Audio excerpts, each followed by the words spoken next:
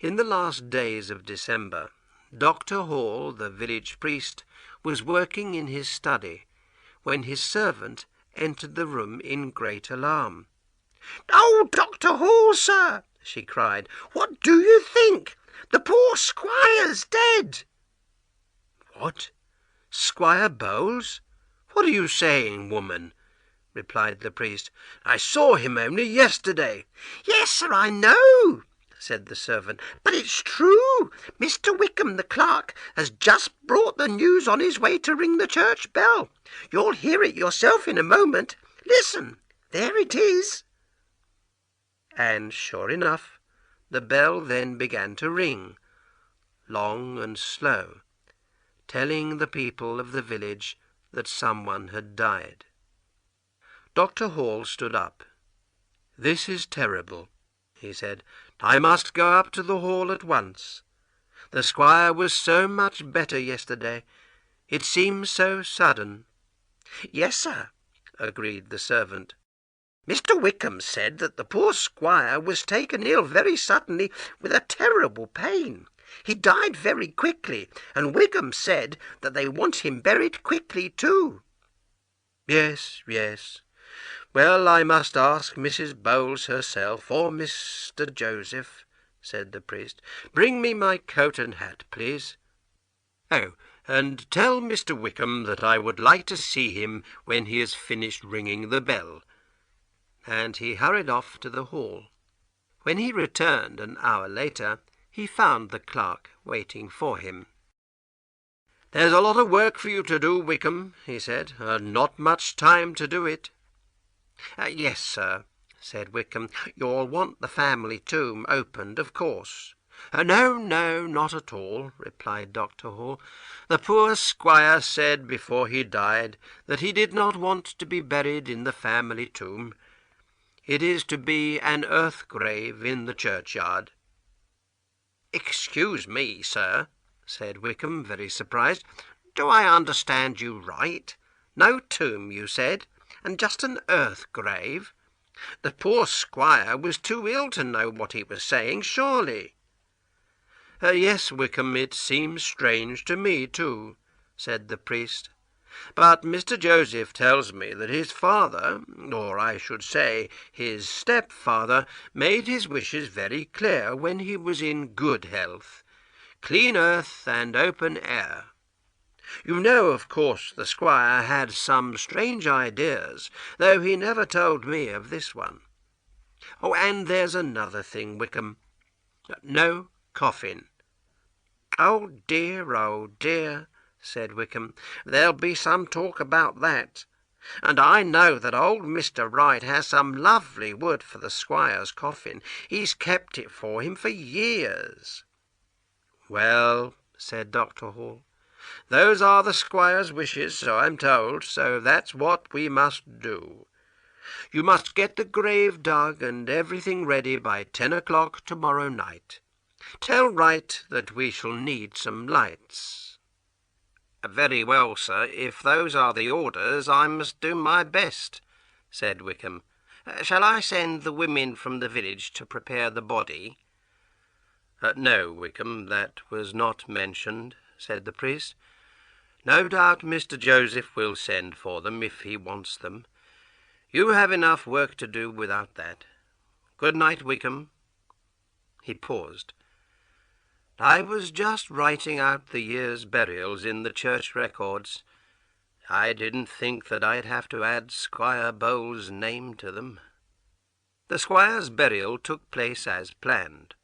All the villagers and a few neighbours were present, and the squire's stepson Joseph walked behind the body as it was carried to the churchyard. In those days nobody expected the squire's wife to come to the burial.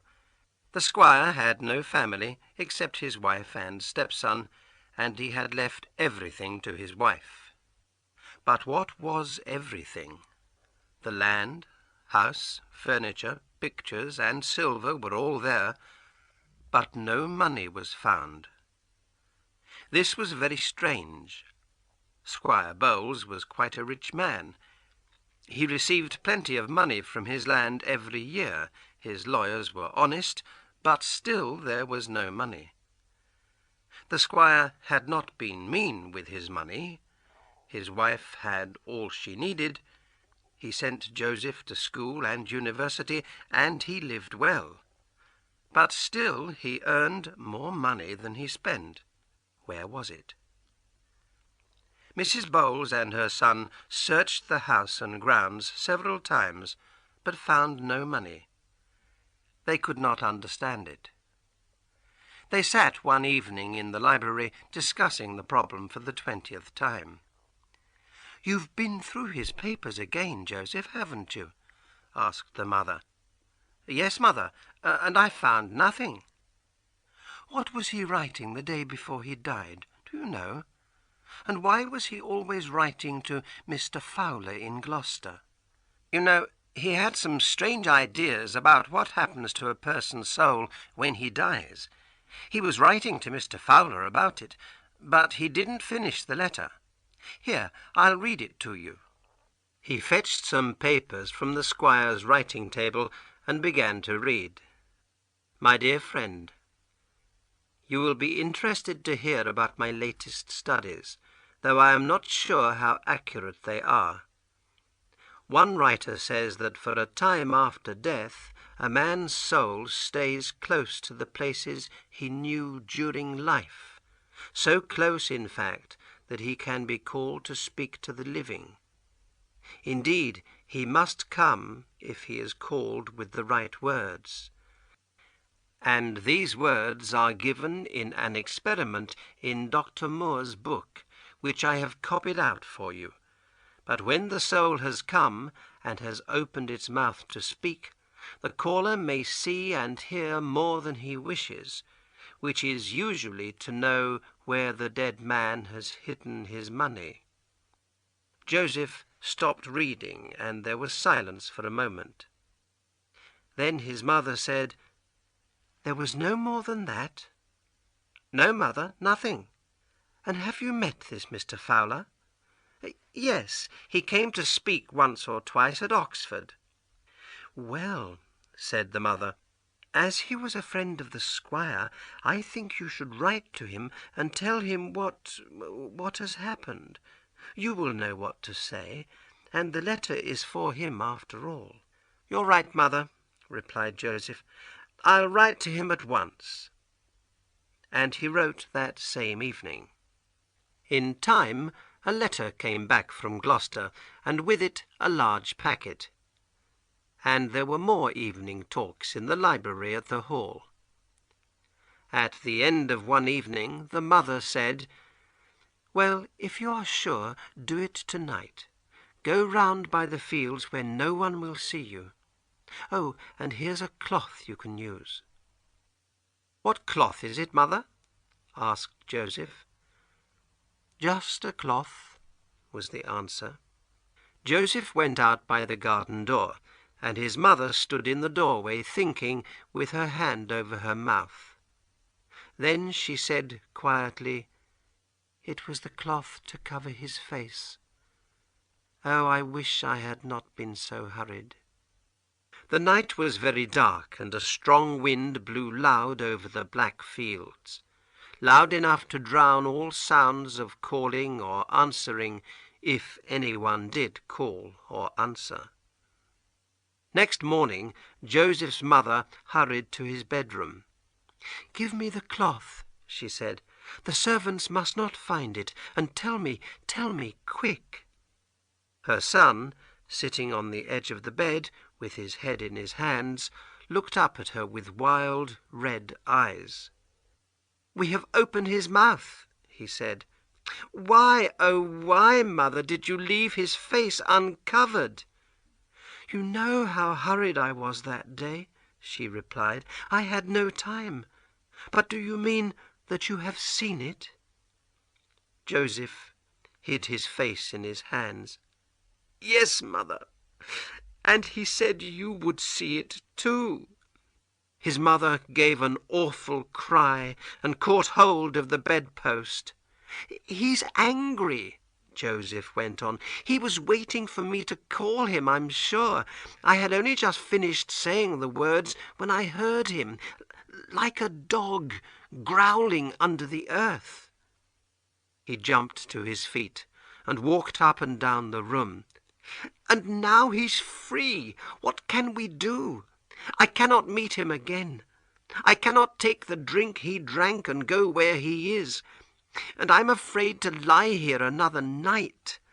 Oh, why did you do it, Mother? We had enough as it was." "Be quiet," said his mother through dry lips. "It was you as much as I. But why spend time talking? Listen to me. It's only 6 o'clock. Yarmouth's not far, and we've enough money to cross the sea. Things like him can't follow us over water. We'll take the night boat to Holland. You see to the horses while I pack our bags." Joseph stared at her. "What will people say here?" "You must tell the priest that we've learnt of some of the squire's money in Amsterdam, and we must go to collect it. Go, go.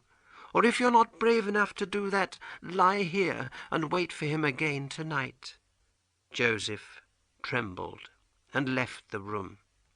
That evening after dark, a boatman entered an inn at Yarmouth, where a man and a woman were waiting with their bags on the floor beside them. "Are you ready, sir and madam?" he asked. "We sail in less than an hour. My other passenger is waiting by the boat. Is this all your luggage?" He picked up the bags. "Yes, we are travelling light," said Joseph. "Did you say you have other passengers for Holland?" "Just one," replied the boatman, "and he seems to travel even lighter than you." "Do you know him?" asked Mrs. Bowles. She put her hand on her son's arm, and they both paused in the doorway. "No," said the boatman. "He keeps his face hidden, but I'd know him again by his voice. He's got a strange way of speaking, like a dog growling. But you'll find that he knows you. 'Go and fetch them out,' he said to me, 'and I'll wait for them here.' And sure enough, he's coming this way now." In those days, women who poisoned their husbands were burnt to death. The records for a certain year at Norwich tell of a woman who was punished in this way, and whose son was hanged afterwards. No one had accused them of their crime, but they told the priest of their village what they had done. The name of the village must remain secret, because people say there is money still hidden there. Dr. Moore's book of experiments is now in the University Library at Cambridge, and on page 144 this is written: "This experiment has often proved true. To find out gold hidden in the ground, robbery, murder, or any other thing, go to the grave of a dead man, call his name 3 times, and say, 'I call on you to leave the darkness and to come to me this night, and tell me truly where the gold lies hidden.'